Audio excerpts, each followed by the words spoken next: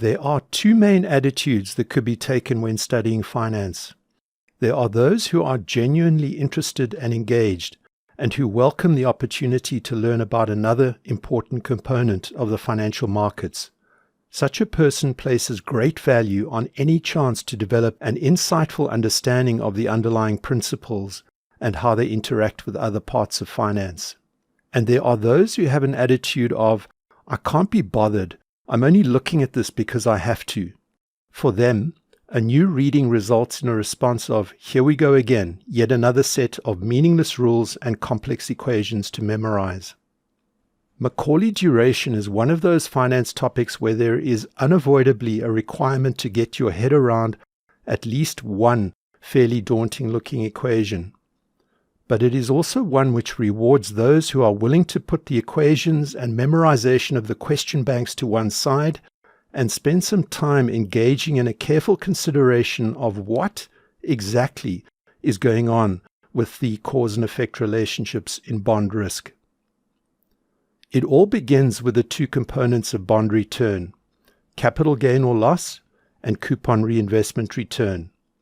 To keep this explanation short and clear, I will discuss only the effect of an increase in market yield. If there is instead a decrease, it is simply a matter of swapping the directions of all arrows around. The market yield increase results in a decrease in price because of the standard TVM-based inverse relationship between the two. Notice that I've underlined the word potential in referring to the resulting capital loss. It all depends on the investor's horizon. By this, we are referencing the fact that the investor has agency over the hold or sell decision for the bond. But this freedom of choice exists within the logical constraints of a timeline that starts today on the date of the market yield increase and ends on the bond's maturity date. If the investor were to sell the bond immediately, the capital loss would be at its maximum amount. If, on the other hand, the investor were to hold on to the bond for an additional period of time, the pull-to-par effect will result in a systematic reduction in the capital loss over time. The capital loss would be completely eliminated if the investor were to hold the bond to maturity. Turning attention to coupon reinvestment return, a market yield increase means that there is an opportunity for the investor to gain from increased reinvestment returns. But it all depends, once again, on the horizon. If the investor were to sell the bond immediately, all potential for gain from reinvested coupons is lost. If the bond is instead held for an additional period of time, there will be a systematic increase in reinvestment returns, simply as a consequence of compound interest and the passage of time. In the limit, the reinvestment returns are maximized when the bond is held to maturity.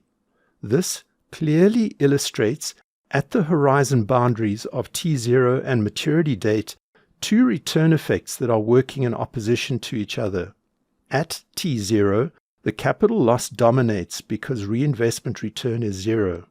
At maturity, reinvestment return is at its maximum while the capital loss portion has disappeared. Let's take a closer look at what happens in between these two dates. The red arrows represent the capital loss resulting from an increase in market yield.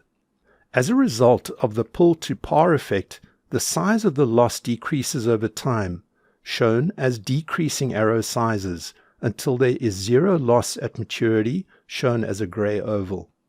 The green arrows represent the coupon reinvestment returns. These start at zero and increase over time until they reach their potential maximum at maturity. We already know that the two return component effects are working in opposite directions. What this diagram now shows is the size of each interaction as the horizon increases. At T0 and for all shorter horizons, the capital loss dominates.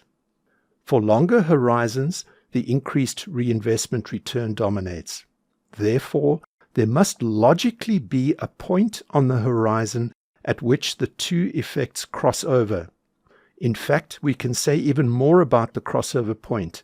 It is where the capital loss is exactly equal but opposite to the reinvestment return increase. Therefore, this is the point where the increase in market yield has no effect on the investor's realized return. This stays at exactly the same level regardless of any change in market yield. This point is called Macaulay duration. There are three important relationships between Macaulay duration and bond or market characteristics. All are easily understood in the context of the arrow diagram we have just considered.